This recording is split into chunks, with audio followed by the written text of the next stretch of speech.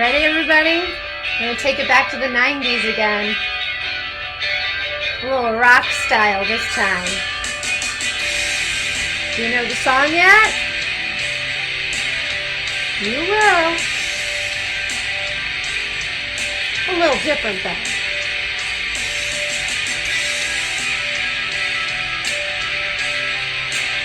Comment if you know the song.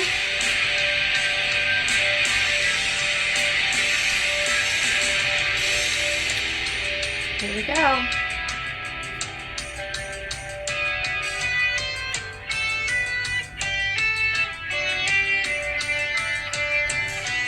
Another sound is ready, your child will surely say it. And this sound can become so tricky, but we are gonna learn it. But you'll see, it's called Z in my sound series. In your mouth, it is buzzing.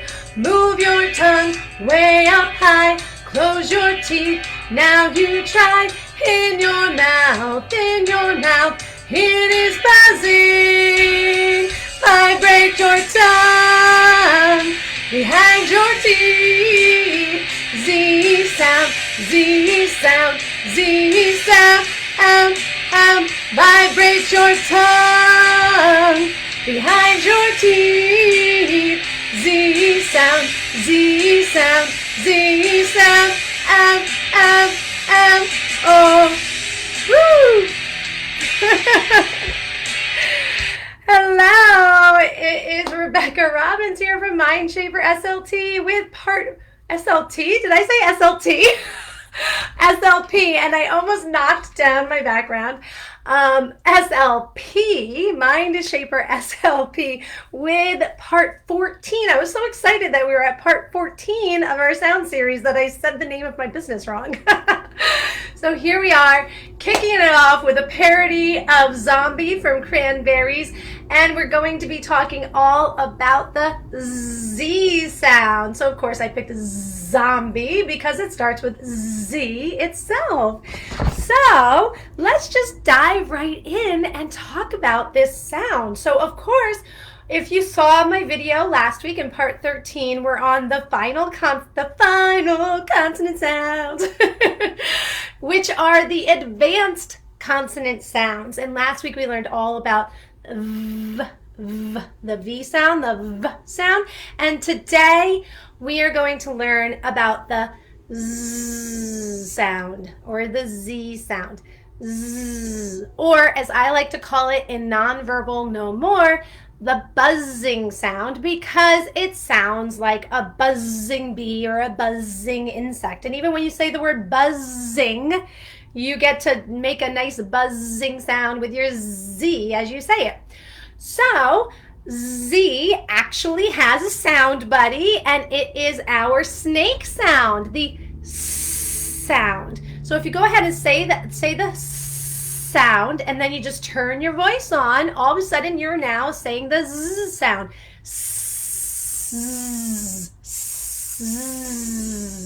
All I do is I turn my voice on. That is the only difference between the snake sound, the sound, and the buzzing sound, the Z sound. So because they are sound buddies, and the only difference between sound buddies is one uses the voice and one does not, that means the cue, the hand cue that we use in nonverbal no more, is the same, except the buzzing sound uses 2 fingers, because in the nonverbal no more hand cue system, voiced sounds use 2 fingers. So S is the one index finger and the thumb, and you pull it. I'm just leaning down like this so you can see what my fingers are doing. The buzzing sound uses the 2 fingers together to indicate that it's a voiced sound. Zzz, zzz, zzz. So that's how you cue the sound for your child. And of course, like I've talked about many, many times, in nonverbal no more, we bombard the senses for your child so that he or she can really take in whatever learning modality they need to get their brain to tell their mouth how to produce the sound. Because if just the normal way that we learn sounds through the auditory channel was enough for these children, they would have been talking already. So they need more. So we have the movement, zzz, zzz, cue. We have the nickname, the buzzing sound, the picture cue. So this is in Nonverbal No More. We have a picture cue, which is a picture of a bee, and it says the buzzing sound on it. So now we have a visual cue, and this is also a visual cue, zzz, as well as a movement cue, zzz. And we are using all of these cues together to help build a neural pathway in your child's brain so that your child can easily say the sound. Now, like I said last week when I introduced the advanced consonant sounds, if your child is at this level and starting to say these sounds, chances are he or she is probably talking quite a bit at this point and is going to have an easier time learning new sounds. So they might not need as much intense instruction on these advanced consonant sounds as they may have needed on the early developing consonant sounds, the vowels, and the later developing consonant sounds. So that's good news. If your child's working on this sound, it probably is going to come along a little bit easier. So one of the reasons that I do want to highlight this, that the sound and the z sound, so s and z, they're very, very important sounds because they are often grammatical markers in our language. That means that they indicate meaning, and if your child leaves them off or doesn't say them, it changes the meaning of the sentence. So for example, when we want to talk about a plural form of a noun, more than one thing, we do that by putting an S at the end of the word. And that S sometimes sounds like a snake sound, and it sometimes sounds like the buzzing sound, depending on what the word is. So if your child is not able to say it or leaves it off, they're now saying a word that is supposed to mean more than one thing as in the singular form. So for example, the difference between boy and boys. So in that instance, we spell the word boys, B-O-Y-S, with the S grapheme, but it's said with the buzzing sound, boys. And it's because, a little speech nerdy trick for you to know why sometimes it sounds like a snake sound and sometimes it sounds like a buzzing sound, is it all depends on the voicing feature of the sound that comes immediately before it. So if we say boy, boy, the last sound is E and it's voiced, which means that that plural marker, that plural S, is going to sound like a Z, boys. But if we're talking about a word like pant, pants, pants. So again, if your child leaves off the S or the plural S, we now have changed the meaning of pant to pants. It means different things. But the T sound is voiceless, so that's why the plural S sounds voiceless in the word pants. So just a little fun speech nerdy tip for you, or trick for you. But it is another, and these the S also indicates possession in our English language. So it could be B-O-Y''S, boys, meaning it belongs to the boys. So when we're leaving off that sound, or your child's leaving off that sound in their words, again, they are leaving out important meaning in what they're trying to say. So it's a plural, it could be possessive. Sometimes they're in contractions, like if we're saying it is, it's. If that S is left off, we're leaving off the verb in that form of the sentence. So the S and the Z are very, very important sounds because they are often give grammatical markers, and they often give different meaning to a word or a sentence when they are being used, or if they are not being used. So just a little fun little speech nerdy fact for you. So let's talk about some common errors that happen with the buzzing sound. So one of the ways that this sound can be in error, one of the common ways, and one of the typical ways when a child is developing their speech between the ages of 2 and 3, if they're typically developing their speech, we expect them to make errors. We expect them to have patterned, rule-based errors in their speech that start to fade out when the child reaches 3 years old. So for all you parents out there that have a child between the ages of 2 and 3, it is perfectly age appropriate that they are making articulation errors at that age. That's their brain's natural way of sorting out and organizing the sounds. It's when these errors persist past the age of 3 that they are considered problematic or disordered. And so, you can give it a little bit of a time past that age 3 marker of it occurring, because it can kind of fade out depending on how many articulation errors your child has. But if your child's like 3.5 going on 4 and they still have articulation errors, that's usually an indication that it's time to get their speech evaluated. So a common error that will happen is that the Z sound will be substituted with the D sound. D, D. Now, D in nonverbal no more, we categorize it as a short sound, and Z is a long sound. But in speech nerdy terms, the D is called a stop sound.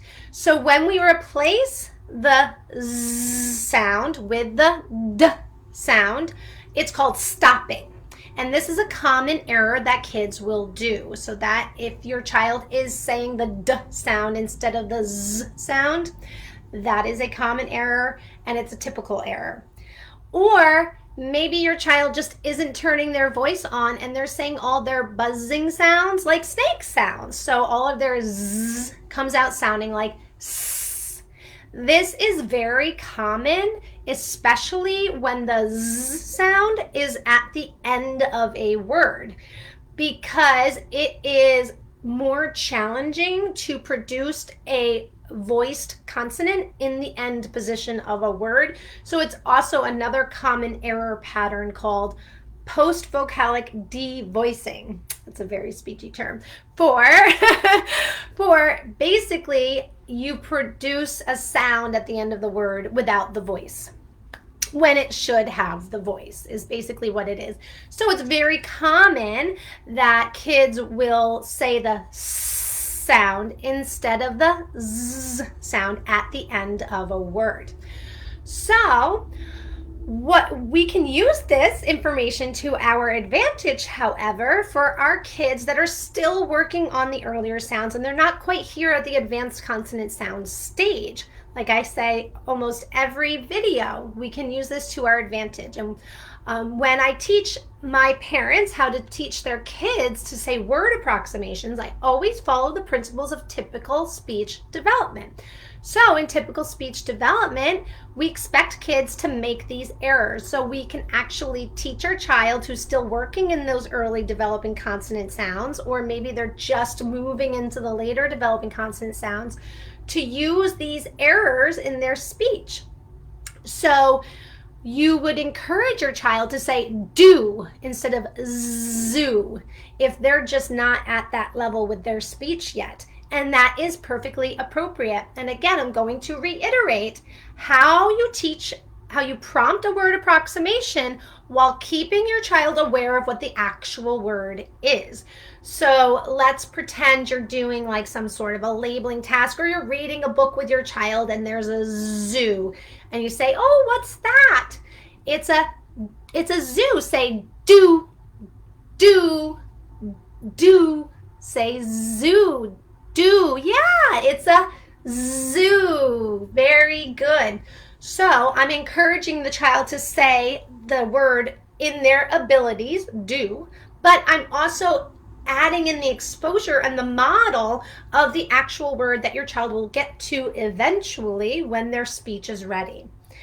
So, or if your child is able to say the snake sound, that is the best approximation for you to use for the Z sound, because it's going to be a lot easier to take them from the S to the Z because their mouth, everything will be exactly where it needs to be. You just have to work on getting them to turn on their voice.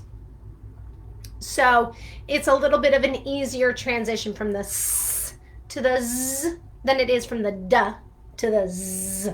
However, just like you can, if your child is having a hard time saying the sound or imitating the sound in isolation, you can take the T sound and turn it into a snake sound. You go T, T, T, T. That is one trick I taught you in that video to get to the snake sound. You can also do the same thing with the Z sound by starting with the D. So we go D, D, D, dzz, dzz, dzz. Because the tongue is already up where it needs to be, so it makes it easier for your child to turn, well, and the voice is already on. So that's why we use D, because D is voiced and Z is voiced. The voice is already turned on. What you're only doing then is getting your child to elongate the flow of the air coming out of the mouth to go from the D to Z.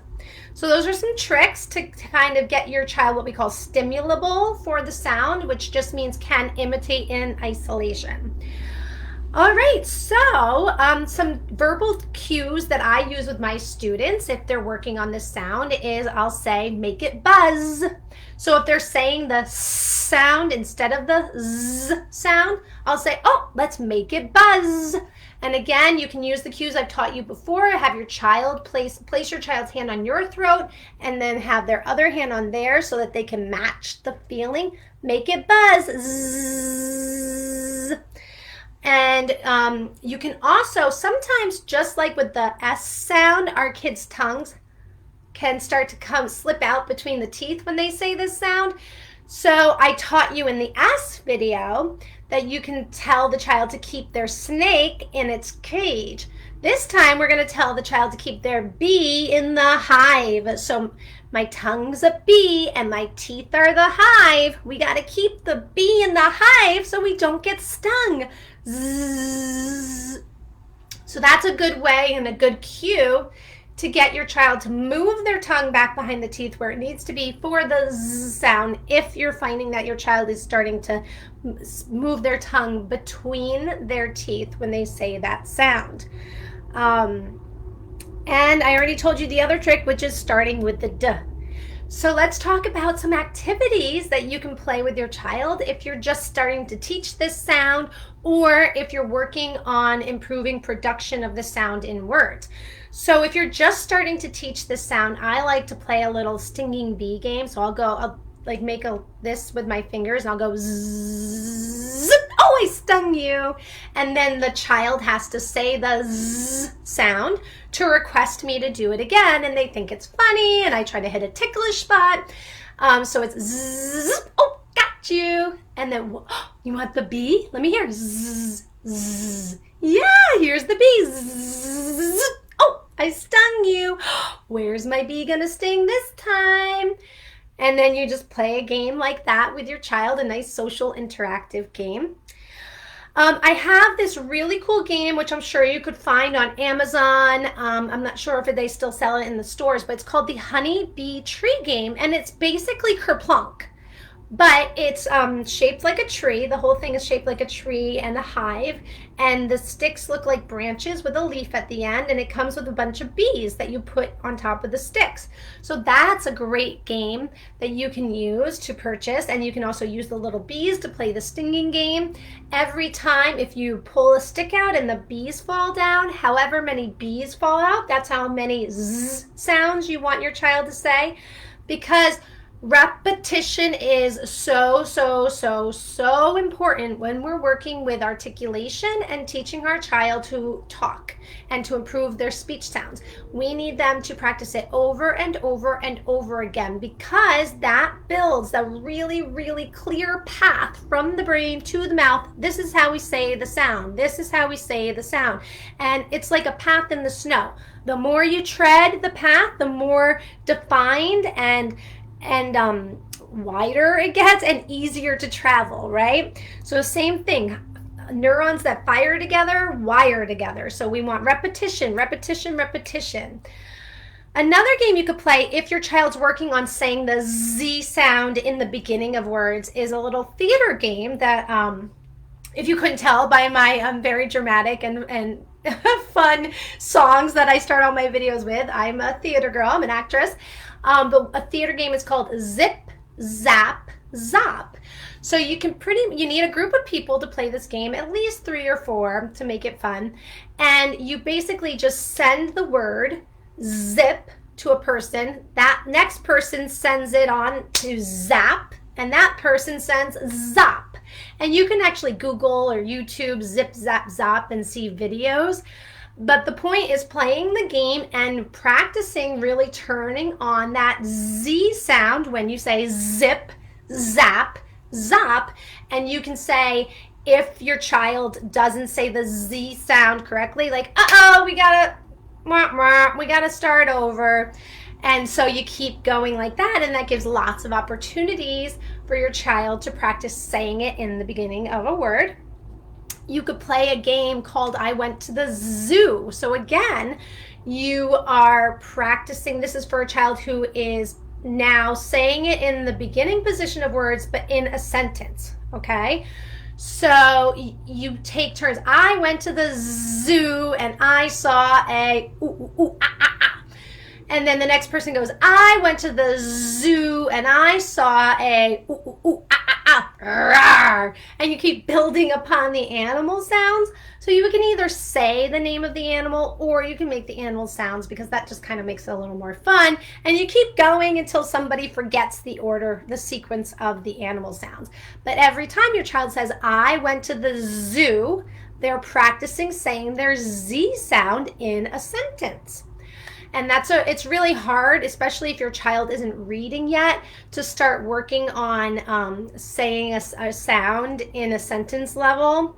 So anytime you can incorporate it into a game like that is going to be really, really effective. And it helps to generalize, because when we're doing drill-based activities, like in the therapy room, your child is actively thinking about how to say the Z sound, right?